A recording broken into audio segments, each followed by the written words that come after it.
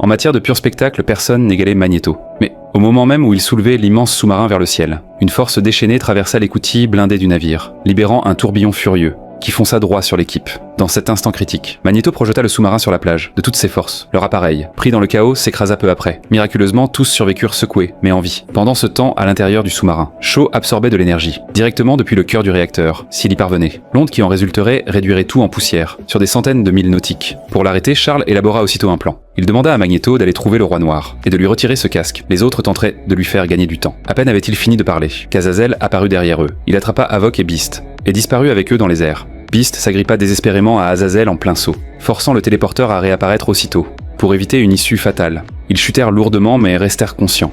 Sur le pont, Havok affronta Azazel dans un duel acharné. Ses décharges d'énergie étaient redoutables. Mais Azazel disparaissait et réapparaissait sans cesse.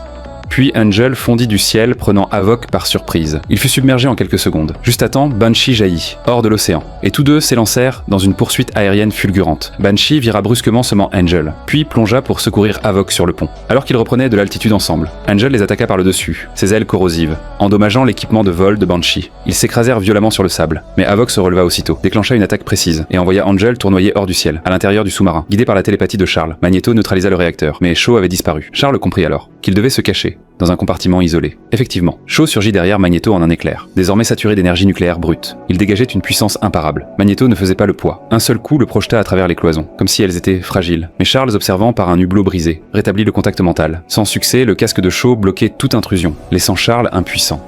Seul et dépassé, Magneto fut immobilisé. Son corps meurtri, sa volonté pliant sous la force de Shaw, elle se retourna et le laissa là,